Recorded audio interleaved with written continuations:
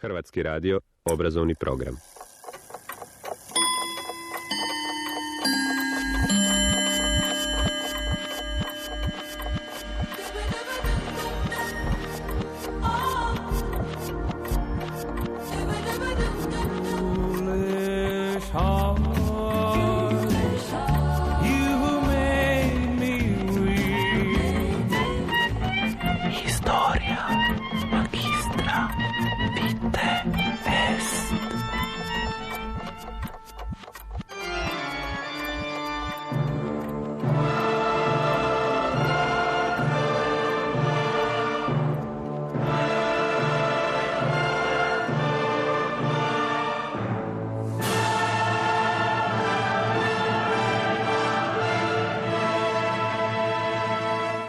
Povijest četvrtkom.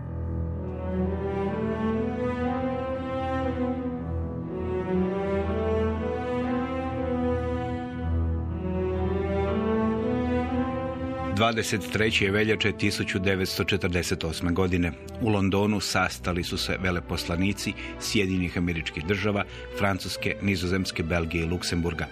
Sastanak je sazvao britanski ministar vanjskih poslova Ernest Bevin. Cilj sastanka bio je odrediti što će biti s britanskom, francuskom i američkom okupacijskom zonom u Njemačkoj.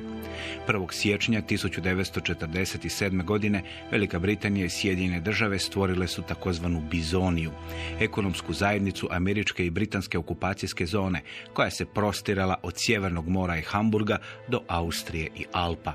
6 mjeseci kasnije Francuska je pristala pridružiti svoju okupacijsku zonu Bizoniji i nastala je takozvana Trizonija. Sada se postavilo pitanje kako dalje.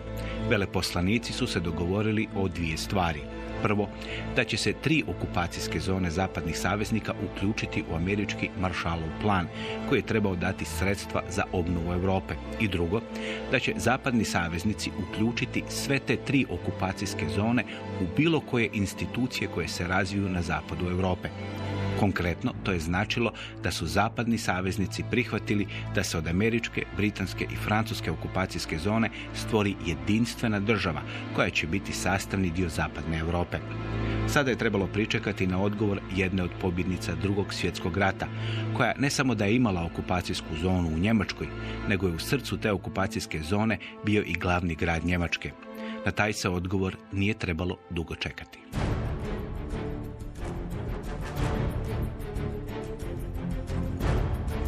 Prvi dio londonske konferencije završio je 6. ožujka. Za 9. ožujka sovjetski vođa Josif Visarionović Staljin dogovorio je u Moskvi sastanak s maršalom Vasilijem Sokolovskim, zapovjednikom sovjetskih okupacijskih snaga u Njemačkoj, i s njegovim političkim savjetnikom Vladimirom Semjonovim.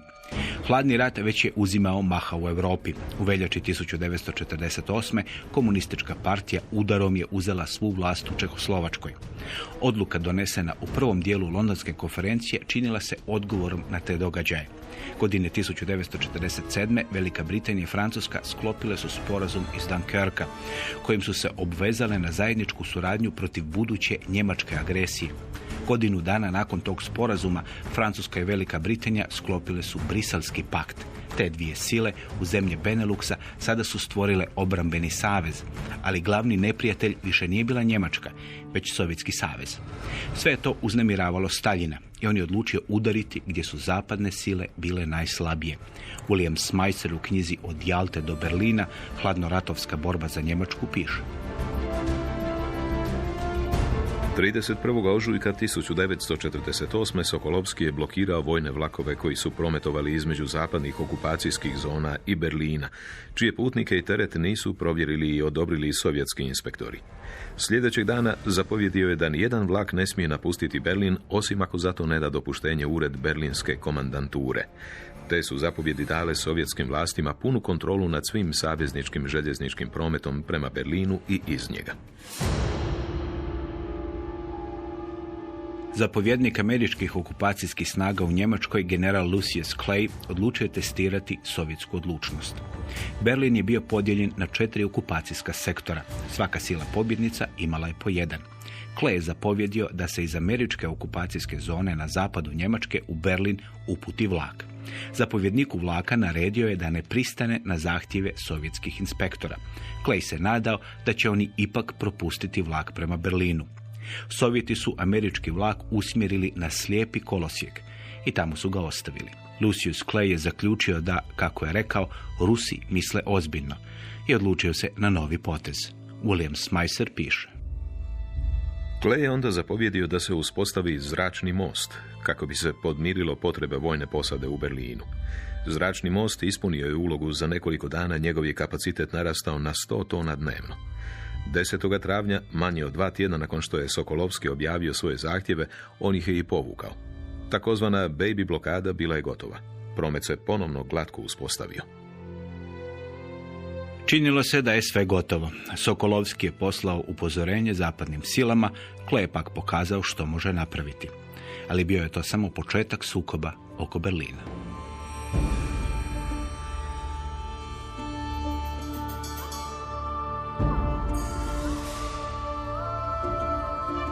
Sedmog lipnja 1948. u Londonu je završio drugi dio konferencije koju je sazvao Ernest Bevin. Rezultat konferencije bio je plan da se uspostavi država sastavljena od francuske, britanske i američke okupacijske zone i da ona bude ustrojena prema načelima koja ovako formulira William Smyser. Zapadne okupacijske zone u Njemačkoj bit će u potpunosti uključene u Marshallov plan. Novo međunarodno kontrolno tijelo za Ruhr u potpunosti će integrirati proizvodnju toga područja u Marshallov plan. Brzo će biti poduzete akcije da se koordiniraju ekonomske politike u 3 okupacijske zone. Savezni oblik njemačke vlade bit će prihvaćen u budućoj ujedinjenoj Njemačkoj državi, a do tada u zapadnim okupacijskim zonama. Francuska, Velika Britanija i Sjedinjene države neće u potpunosti povući svoje trupe iz Njemačke sve dok u Europi ne bude osiguran mir. Za Sovjetski savez sve je ovo bilo neprihvatljivo. Stalin je želio ujedinjenu Njemačku pod komunističkom kontrolom. Ako ne može biti komunističke kontrole, onda neka ta ujedinjena Njemačka bude i kapitalistička. Sovjetski savez će i dalje imati snažnu ulogu u toj državi.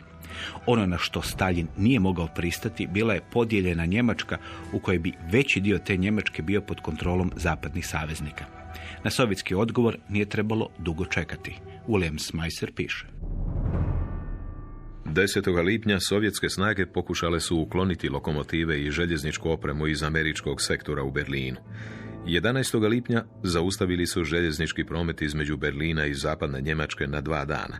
12. lipnja zaustavili su na 2 dana zbog popravka promet na mostu na autocesti kojem su zapadni saveznici vozilima dopremali ljude i robu u Berlin. Pokušali su zaustaviti veliki postotak željezničkih kompozicija zbog lošeg rasporeda i zaustavili su većinu odlaznog prometa iz zapadnog Berlina, dopuštajući samo vagonima da se vrate na zapad. Pokušavali su odcijepiti berlinsku ekonomiju od ekonomije zapadnih okupacijskih zona. 18. lipnja 1948. godine zapadni saveznici objavili su da će se u 3 njihove okupacijske zone uvesti nova valuta, njemačka marka. To je bio potez koji će tek dovesti do još većeg zaoštravanja sukoba između Sovjetskog saveza i zapadnih saveznika. –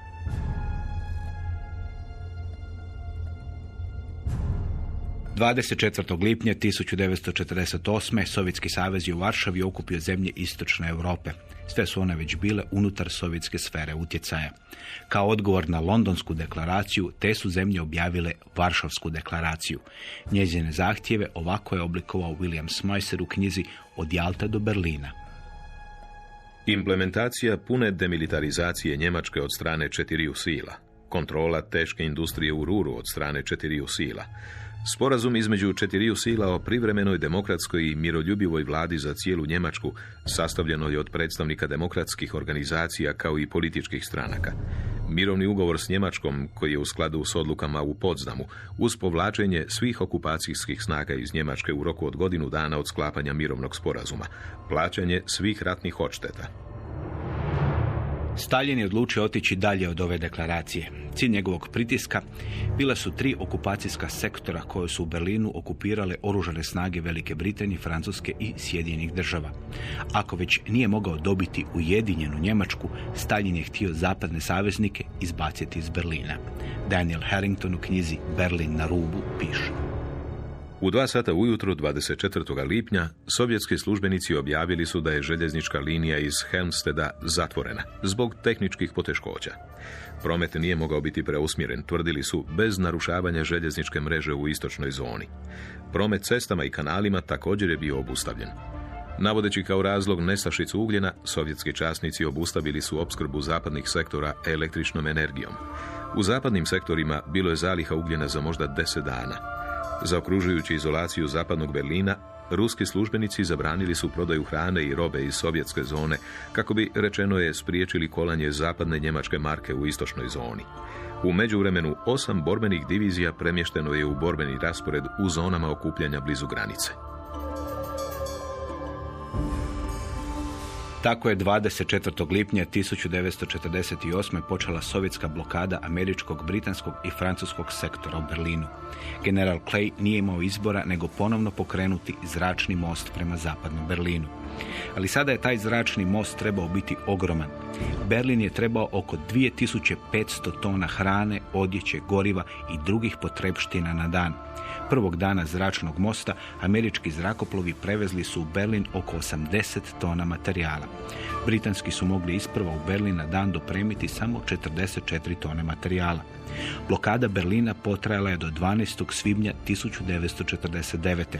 U 11 mjeseci zrakoplovi zapadnih saveznika u Berlin su u 277.500 letova dopremili oko 2,3 milijuna tona materijala. Zapadni Berlin se održao. Zapadni saveznici nisu se povukli iz njega. Ta prva velika kriza hladnog rata vodila se u zemlji koja se te 1948. jedva održavala na životu, govori profesor povijesti i novinar Novog lista Tihomir Ponoš. Rat je završio u svibnju. S obzirom na intenzitet ratnih sukoba do tog svibnja 1945. bilo je jasno da se na nekakvu uobičajenu poljoprivrednu proizvodnju uopće ne može ili jedva da se može i računati. Trebalo je nekako prehraniti to stanovništvo. Prvo, kako ga uopće prehraniti, dakle kako dopremiti hranu, a onda i kako distribuirati hranu s obzirom na to da je infrastruktura prometna u cijeloj Europi, pa tako i u Njemačkoj bila itekako uništena i oštećena. Dobar primjer i za to je Berlin. Dakle, bez obzira na to golemo smanjivanje broja stanovnika za otprilike 1,5 milijuna u odnosu na predratni broj stanovnika, prehrana stanovništva bila je apsolutno prva briga okupacijskih vlasti. Oni su izračunali da mogu osigurati nešto malo više od 1000 kalorija dnevno po stanovniku, što naravno nije dovoljno. Jedna od posljedica toga je bilo da se čak mjestimično pojavio i kanibalizam u Berlinu. Druga posljedica uništenog Berlina je bila vodoopskrba i katastrofalni uvjeti po pitanju vode, zbog čega je naravno u ljetu u kolovozu izbila epidemija kolere i crijevnih bolesti, u kojoj je umrlo oko 4000 ljudi. Negdje krajem godine je procijenjeno da je svaki stanovnik Berlina bio pothranjen i da je imao 6 do 8 kg manje od recimo očekivane težine s obzirom na visinu i dob. Vremenom se to stanje naravno ipak popravljalo i golemu ulogu, zapravo ključnu ulogu u prehranjivanju ne samo Berlina nego uopće cijele Europe su odigrale Sjedinjene Američke Države i njihov industrijski potencijal, njihova snažna poljoprivreda i prehrambena industrija, posebno visoko razvijena, u to doba već visoko razvijena industrija konzervirane hrane koja se zapravo relativno lako mogla transportirati na velike udaljenosti. Kako je vrijeme prolazilo, situacija je postojala ipak bolja. Onda se dogodio jedan sljedeći paradoks da je hrane bilo, ali ona bila jednolična.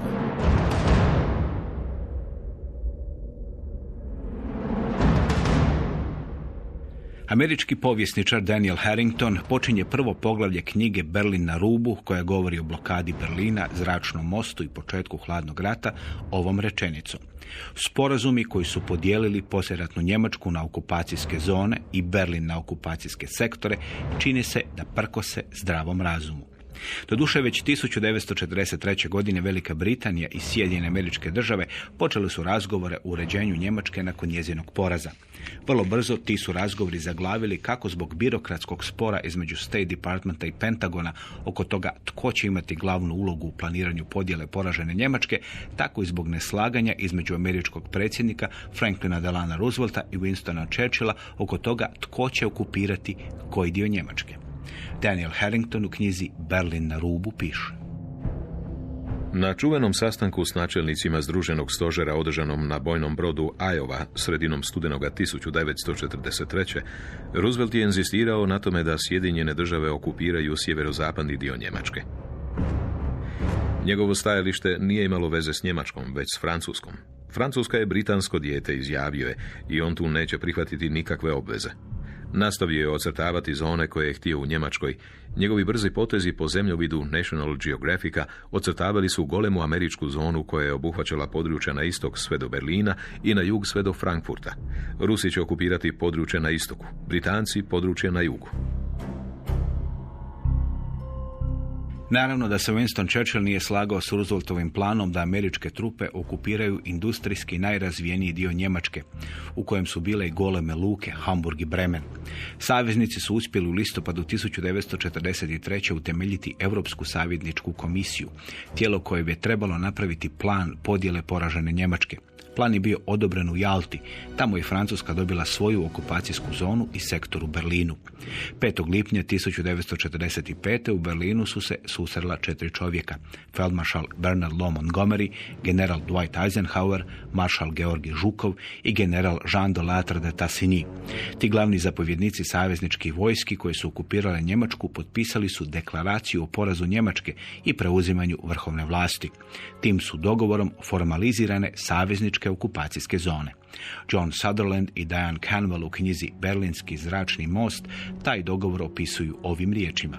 Rusi su dobili poljoprivredu, Britanci tešku industriju sjeverozapada Njemačke, a Amerikanci su dobili lijepe krajobraze južne Njemačke. Na sve je to došlo i čudno rješenje Berlina, koji je kao otok u sovjetskoj okupacijskoj zoni podijeljen na 4 okupacijska sektora. To je bilo od početka pitanja, dakle, što napraviti, kako napraviti, da li stvarati i kakvu novu njemačku državu stvarati.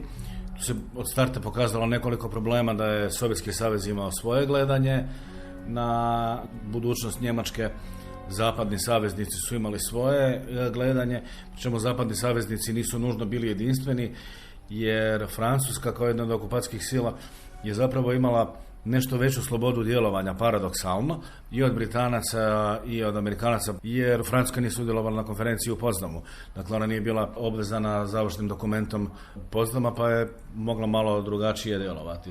Sjedinjene Američke Države i Velika Britanija počele su raditi na povezivanju svojih okupacijskih zona negdje 1947. najkasnije. U to doba je postalo jasno da se hladni rat zaoštrava. On možda još u nekom tom formalnom smislu nije započeo, ali bilo sasvim jasno vidljivo da su odnosi između Sovjetskog saveza i zapadnih saveznika sve lošiji i lošiji. Sovjetski savez je uz ostalo u to doba i dalje poticao protjerivanje, odnosno istjerivanje Njemaca sa svog područja i njihovo slanje na zapad. To je, ne bi li tako nešto spriječio, 15 godina nakon toga će izgraditi inače Berlinski zid, ali u onom trenutku im je odgovaralo da se riješi onoga što su smatrali viškom stanovništva, ali je istodobno prestao isporučivati poljoprivredne proizvode koje je zapravo bio dužan isporučivati u zamjenu za demontirana industrijska postrojenja koje su sa zapada trebali biti slani u sovjetsku okupacijsku zonu u zamjenu za hranu, drvo, ugljen i drugo čime obiluje sovjetska okupacijska zona, a koja je bila zapravo industrijski bitno slabije razvijena od ovih zapadnih okupacijskih zona.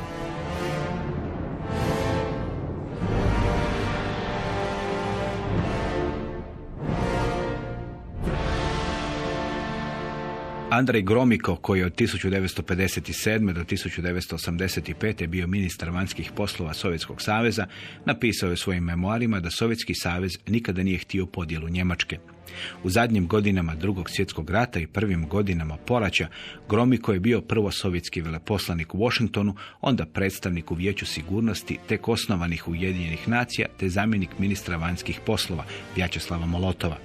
Povijesni izvori potvrđuju ove Gromykove riječi. Sovjetski vođa Josif Visarionović Staljin imao je itekakve strateške i ekonomske razloge protiv podjele Njemačke. Njih ovako opisuje William Smyser u knjizi Od Jalte do Berlina. Staljin nije gledao na njemačko pitanje kao što su gledali Churchill i Roosevelt ili kao što će gledati Truman i Attlee. Anglosaksonci su se mogli povući iza Engleskog kanala i Atlantskog oceana, ali Rusi su s Njemcima dijelili kontinent. Postojala je kopnena zapreka u vidu Poljske, ali Staljin je znao kako brzo Nijemci mogu pregaziti tu prepreku. Staljin je želio i trebao ujedinjenu Njemačku.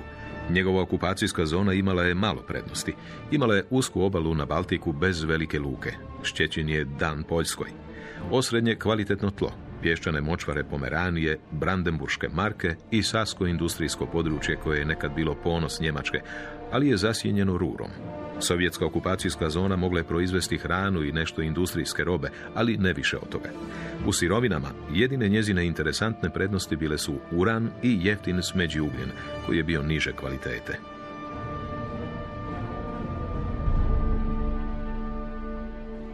Pored strateških i ekonomskih razloga, postojao je ideološki razlog za ujedinjenu Njemačku.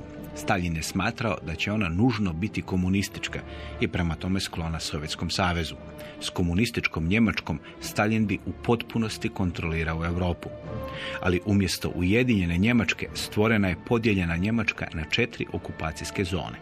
U svojoj zoni Staljin je primijenio načelo koje je ovako opisao Josipu Brozu Titu i Milovanu Đilasu u jednom od sastanaka održanom na kraju Drugog svjetskog rata.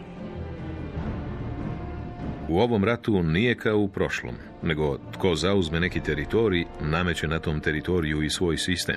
Svak nameće svoj sistem tamo gdje dospije njegova armija.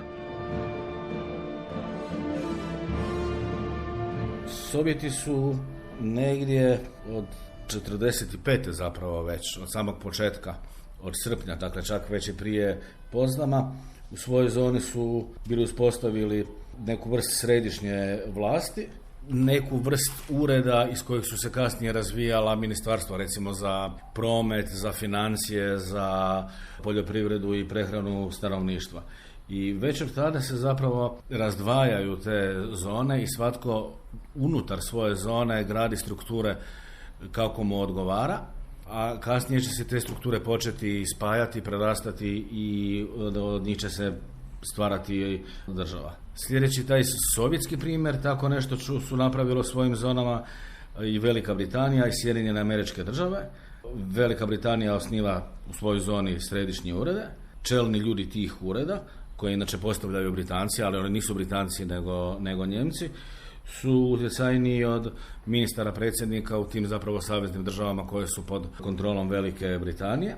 Sjedinjene Američke Države organizacijski rade nešto drugo i one osnivaju vijeća država koje imaju zakonodavnu funkciju, a onda ta vijeća osnivaju ta središnja državna tijela i osnivaju zajednički međudržavni komitet. Od 5. do 11. rujna 1946. godine održana je konferencija predstavnika te dvije zone, dakle britanske i američke, i tamo je odlučeno da se počnu stvarati zajedničke uprave za financije, promet, hranu i poljoprivredu, te poštu i radio. I to je nekakav u formalnom smislu začetak spajanja te dvije zone, jer se ostalo pokazalo da je sa tako rascjepkanom državom na te 4 zone dosta komplicirano upravljati.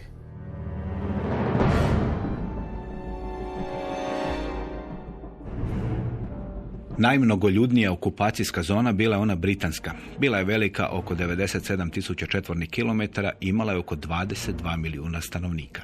Naravno, tom broju još treba pridodati i njemačke izbjeglice iz gotovo svih zemalja srednje i istočne Europe.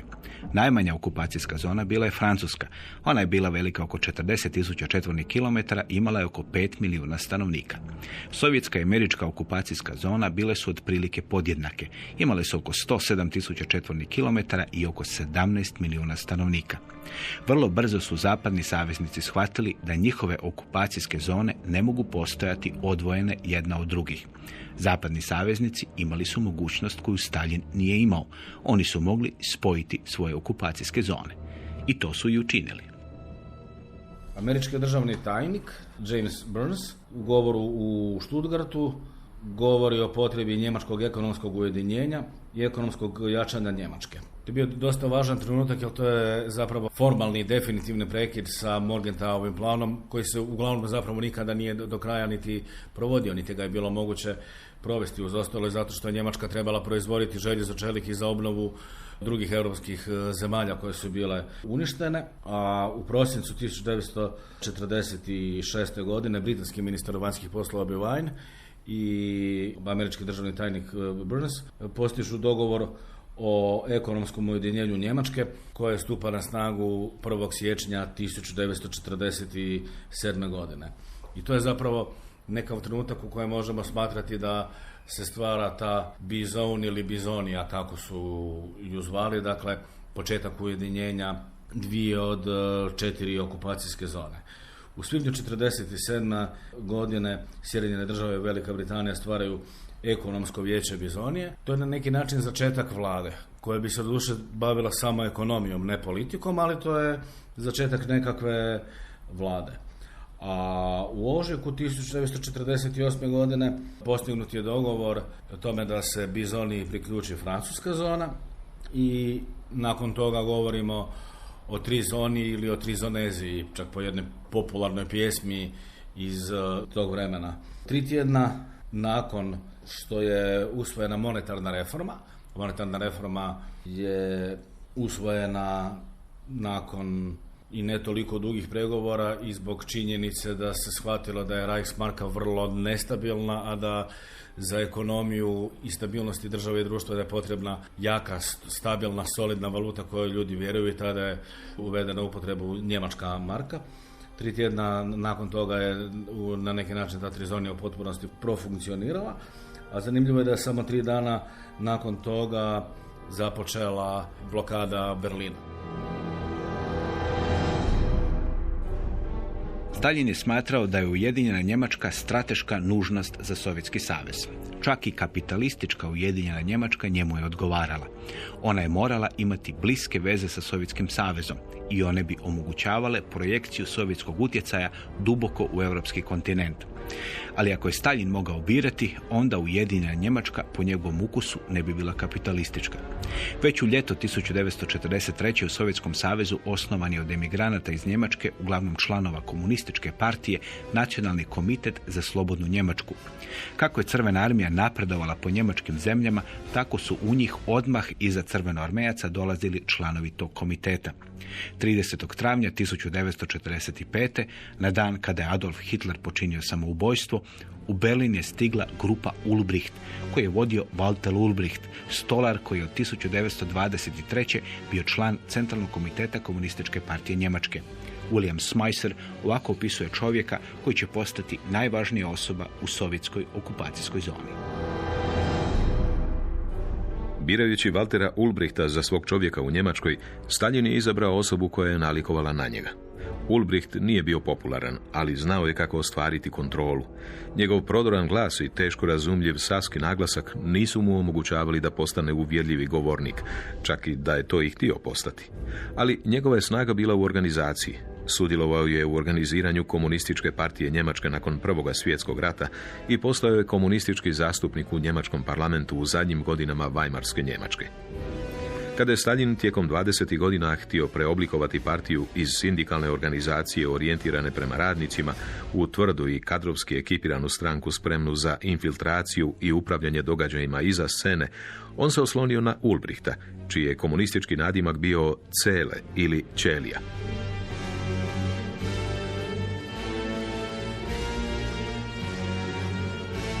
Ulbricht i njegovi ljudi brzo su uspostavljali vlast u sovjetskoj okupacijskoj zoni. Naputak je bio jednostavan. Sve mora izgledati demokratski, ali stvari moraju biti čvrsto u našim rukama.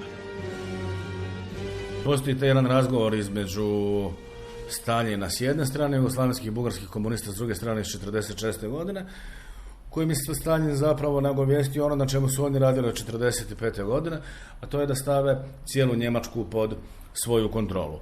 Njegov plan je bio jednostavan i pogrešan.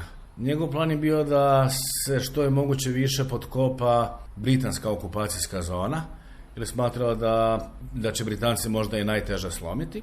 Amerikanci mu nisu bili toliko veliki problem, odnosno on je to tako mislio, zato što je bio uvjeren da će se oni u roku od godinu, dvije, najviše 3, tako i onako i sami povući. No Francuzi nije uzimao u obzir kao naročito ozbiljan faktor. Međutim, pokazalo se da stvari zapravo nisu baš takve i to se pokazalo i u samoj sovjetskoj okupacijskoj zoni. Sovjetski savez je dakle već u lipnju 1945. godine, svega nekoliko tjedana nakon završetka Drugog svjetskog rata, donio dekret o osnivanju antifašističkih demokratskih stranaka. To su osnovi bile 4 stranke: komunistička partija, socijaldemokrati, CDU, odnosno demokršćani, i liberali organizirani u FDP.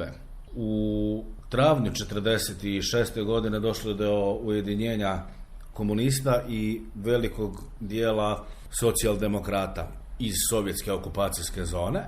Te dvije stranke su inače imale oko 1.300.000 članova i njihovi čelnici PIK sa strane komunista, Grotevol sa strane SPD-a su dogovorili to ujedinjenje i stvorili su SED, dakle ujedinjenu socijalističku stranku, koja je zapravo bila na vlasti u istočnoj Njemačkoj do kraja postojanja istočne Njemačke. I u listopadu 1946.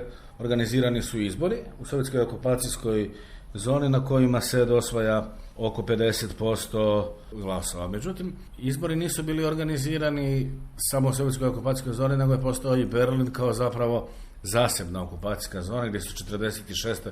također organizirani izbori i na njima je SED te 4 stranke jako loše prošao. Dakle, socijaldemokrati Berlina se nisu ujedinili sa komunističkom partijom Njemačke. Socijaldemokrati su pobijedili na tim izborima osvojivši 48%, a SED je bio treći od te 4 stranke sa nekakvih 19%, ali sa samo 23 od 130 mjesta u Berlinskom gradskom vijeću i doživjeli su zapravo jako težak poraz.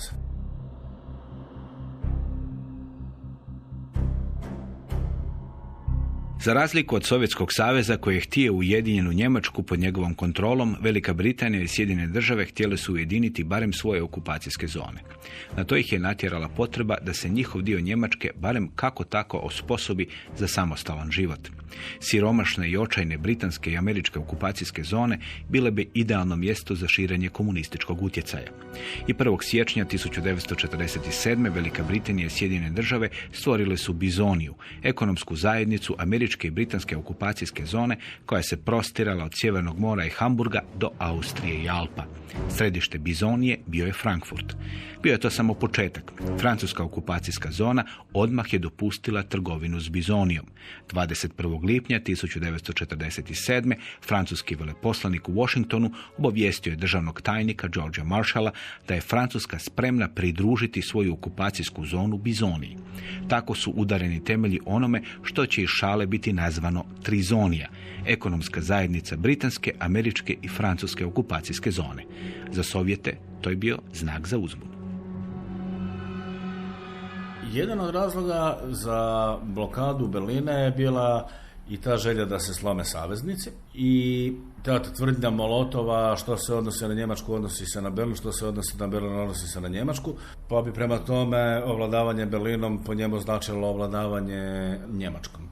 Berlin, dakle okupacijske zone Britanaca, Amerikanaca i Francuza su bile zapravo dosta ranjive. Su one bile u potpunosti okružene sovjetskom okupacijskom zonom.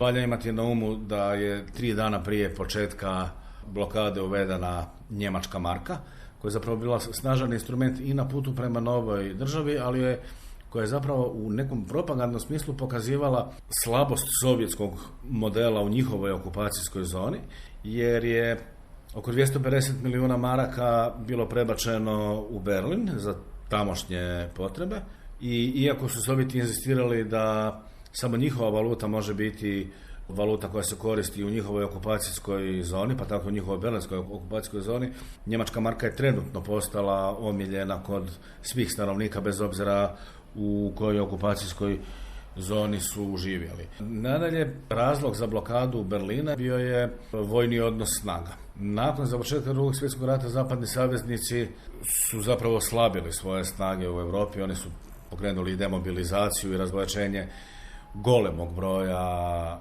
ljudi, što Sovjetski savez nije učinio. U samom Berlinu su Britanci, Njemci i Francuzi imali oko 23-24 tisuće vojnika, a Sovjeti su u svojoj okupacijskoj zoni, uključujući i svoj dio Berlina, imali oko 1,5 milijuna ljudi. U svojoj okupacijskoj zoni Amerikanci su imali 95 do 100 tisuća ljudi, od toga je na borbeni sastav otpadalo ne više od 30-31 tisuće ljudi, ostalo su bili zapravo ljudi koji su radili brojne administrativne poslove. U tom trenutku cijela američka vojska nije brojala više od 600 do 650 tisuća ljudi. Oni su se uzdali, doduše Amerikanci, u to da ako do nečega dođe da oni imaju atomsko oružje, što drugi u tom trenutku još nisu imali, ali su im objektivno na terenu, situacija im objektivno na terenu nije išla u prilog, jer je Sovjetski savez bio nevjerojatno dominantan u kopnenoj vojsci, a baš nije bilo realno očekivati da će se baciti atomska bomba na Sovjete.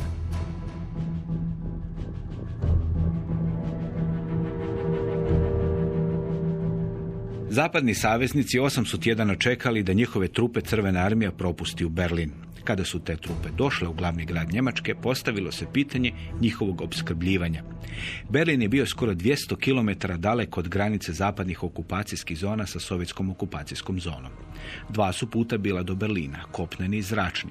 Zapadni saveznici tražili su neograničeni pristup kopnom do Berlina. Sovjetski maršal Žukov odgovorio im je da ne zna što bi to trebalo značiti. Na kraju je dogovoreno da će zapadni saveznici svoje trupe u Berlinu opskrbljivati samo preko autoceste Helmstedt. Promet na toj autocesti nadzirat će samo sovjetska vojna policija. Ona će imati ovlasti upravljanja prometom i zaustavljanja vozila kako bi provjerila dokumente vozača i putnika. Pored cestom, kopnom se moglo i vlakom do Berlina. I na željezničkim prugama koje su vodile do Berlina, sovjetske vlasti zadržale su pravo kontrole. Daniel Harrington ovako opisuje dogovore oko zračnog puta do Berlina. Svi su se složili da će aerodrom Tempelhof biti pod američkom kontrolom. On je i bio u američkom sektoru. Bilo je zbrke oko aerodroma Staaken i Gatow. Britanski general Wilkes mislio je da bi Gatow trebao biti sovjetski, a Staaken britanski. Žukov je odgovorio da zemljovidi kažu drugačije.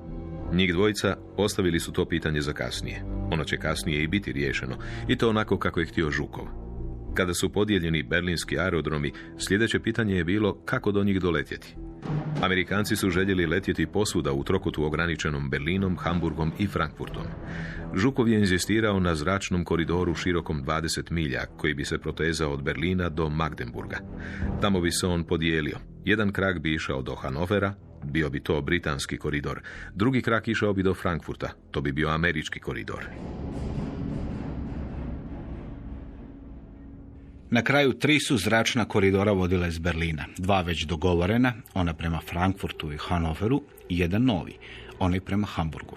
Sovjetske okupacijske vlasti nisu sve do kraja 1947. godine pravile problema zapadnim saveznicima oko ulaska i odlaska iz Berlina. Onda se sovjetska politika počela mijenjati. Kada je postalo jasno da će se od britanske, francuske i američke okupacijske zone stvoriti ujedinjena cjelina i da poslijeratni mir prerasta u hladni rat, sovjetske okupacijske vlasti počele su stezati obruč oko zapadnih saveznika u Berlinu. 24. lipnja 1948. taj je obruč prerastao u blokadu. 24. lipnja 1948. godine Sovjeti su dakle blokirali sve kopnene prilaze Berlinu i vodene, dakle presjekli su Onemogućili su i željeznički put prema Berlinu i cestovni. Jedino što je preostalo bili su zračni koridori. Sad tu valja imati na umu da nisu postojali nikakvi ugovori između saveznika po pitanju kopnenih puteva prema Berlinu. To je nešto što je na neki način olakšalo stanje Sovjetima. Oni su i nekoliko mjeseci prije blokada započeli stvarati probleme sa pretresima kamiona, sa pretresima vlakova, sa time da vlakovi ili kamioni mogu iz Berlina, ali ne mogu u Berlin. S druge strane, postojao je sporazum koji se ticao zračnih koridora i postojala su 3 zračna koridora kojima su zapadno-saveznički zrakoplovi mogli slijetati na Tempelhof, na berlinsku zračnu luku. Situacija je u Berlinu bila dosta teška i nezgodna. Nakon blokade ispostavilo se da stanovništvo, to je riječ oko 2 milijuna stanovnika, imaju hrane za 36 dana, a ugljena i nafte za 45 dana. Američki general Clay, koji je bio na čelu američkih okupacijskih snaga u Njemačkoj, je zaključio da neće pustiti Berlin, ni u kojem slučaju.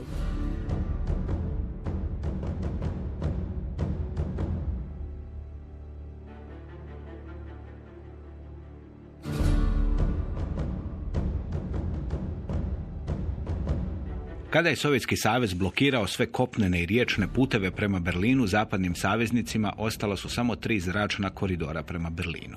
General Lucius Clay, inače inženjerac, pitao je generala Curtisa LeMaya, zapovjednika američkog zrakoplovstva u Europi, mogu li njegovi zrakoplovi prevesti u Berlin hranu, ugljen, ali i druge stvari potrebne blokiranom gradu. LeMay je odgovorio, oni mogu prevesti što god hoćeš. Clay onda zatražio da mu američko zrakoplovstvo osigura opskrbu zapadnih okupacijskih sektora u Berlinu. Britansko zrakoplovstvo odmah se pridružilo toj operaciji. Za njezinog zapovjednika LeMay je postavio generala Williama Turnera, koji je u Drugom svjetskom ratu zapovjedao zračnim mostom kojim se preko Himalaja opskrbljivala Kina. Saveznički piloti tu su rutu nazivali Grba. Turner se odmah suočio s nizom problema. Jedan od njih bilo je gomilanje zrakoplova u zračnom prostoru iznad aerodroma, posebno Tempelhofa u Berlinu. Najgore je bilo na crni petak 13. kolovoza 1948. Taj crni petak ovako opisuje Daniel Harrington u knjizi Berlin na rubu.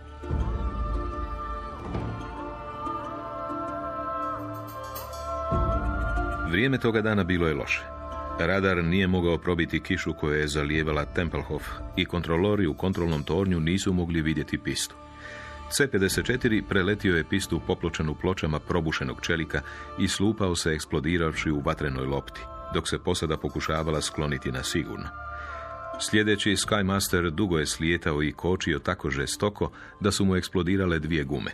Još se jedan obrušio iz oblaka na betonsku pistu koja se još gradila i preokrenuo se na leđa, oštetivši stajni trap i krilo. Kontrolori su počeli gomilati zrakoplove u zraku. Uskoro je njih 2 tuceta u gustim oblacima kružilo oko aerodroma, a još ih je dolazilo. Kontrolori nisu dopuštali da polete C-54 koji su iskrcali teret, jer su se bojali da će oni samo povećati rizik od sudara u zraku. Pred Turnerovim očima zračni most bližio se potpunom zastoju. Dok je slušao radijske pozive od tjeskobnih posada koje su pokušavale saznati što se događa, on je mogao čuti kako se zračni most raspada. U tom je trenutku priznao, zavrnuo bih tada vratom i svojoj baki. Zapovjedio je da se svi zrakoplovi u zraku vrate u baze na zapadu, zabranio je gomilanje zrakoplova u prostoru iznad aerodroma i zatražio je da mu se pošalju najbolji kontrolori leta. Turner je shvatio da je ključ za održavanje redovitog zračnog mosta koji može opskrbiti sektore zapadnih saveznika u Berlinu čvrsta kontrola kontrolora leta. Svaki je let bio planiran do u detalja.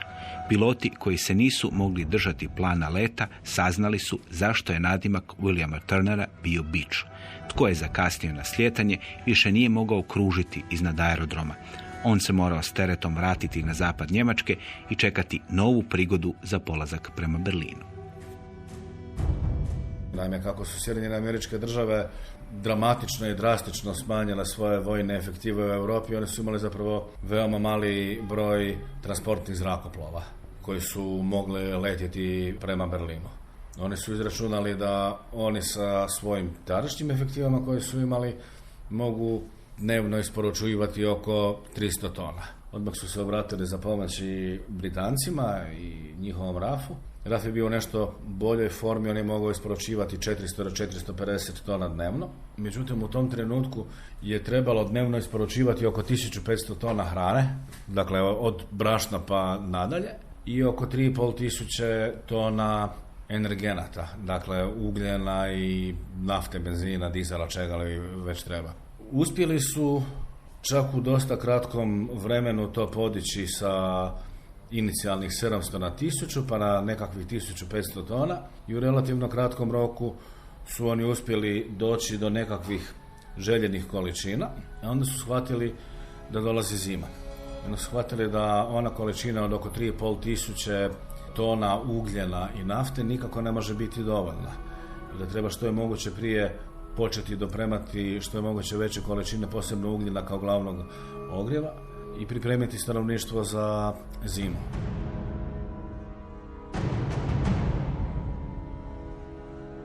Kralježnicu zračnog mosta činili su zrakoplovi tipa C-54 Skymaster. Oni su mogli nositi oko 10 tona tereta. Clay je tražio sve više i više zrakoplova, američko zrakoplovstvo je u pravilu ispunjavalo njegove želje. U američkoj saveznoj državi Montani izgrađena je replika kontrolnih tornjeva berlinskih aerodroma i koridora za let prema tom gradu, kako bi se mogli uvježbavati novi kontrolori leta i piloti. Dobrovoljci, radnici iz Berlina izgradili su aerodrom u Tegelu u francuskom sektoru i izgradili su još 3 piste na aerodromima Tempelhof u američkom sektoru i Gatov u britanskom sektoru.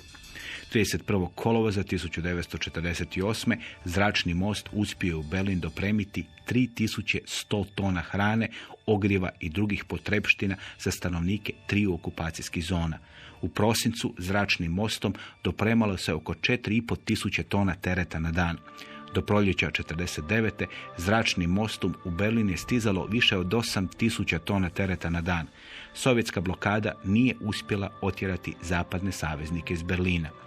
31. siječnja 1949. Ernst Reuter, čelnik uprave američkog, britanskog i francuskog sektora u Berlinu, izjavio je Drew Middletonu, dopisniku New York Timesa, ove riječi: Rusi znaju da ne mogu blokadom dobiti Berlin. Sada će početi tražiti izlaz. Izlaz su Sovjeti našli tek u proljeće 1949. Govori Tihomir Ponoš, profesor povijesti i novinar Novog lista. Na kraju, na vrhuncu zračnog mosta, oni su postigli više od 10.000 tona dnevno. Dakle, oni su postigli to da su za vrijeme tih nepunih godinu dana, koliko je zračni most trajao, dnevno uspjeli isporučivati oko 9.000, nešto malo manje od 9.000 tona svih potrepština. Isporučivalo se apsolutno sve. Nije samo tako riječ o ugljenu, nafti, brašnu, masti, šećeru. Mislim, bila je riječ o bilježnicama za djecu, o dječjim igračkama, tiskarskim bojama, sve, apsolutno sve što jednom 2-milijunskom gradu treba. Organizirano je oko 200.000 letova i na kraju je Sovjetski savez bio, iako je on pokušavao i taj se sam zračni lift ometati nekim pritiscima i traženjima da se određena postrojenja koje su važne za sigurnost zračnog prometa izmjeste iz sovjetske okupacijske zone, a koje su koristili zapadni saveznici, ali na kraju Sovjetski savez morao odustati 12. svibnja 1949. i nekoliko minuta nakon što je blokada dignuta u grad je ušao prvi britanski kopneni konvoj koji je naravno čekao na doma grada.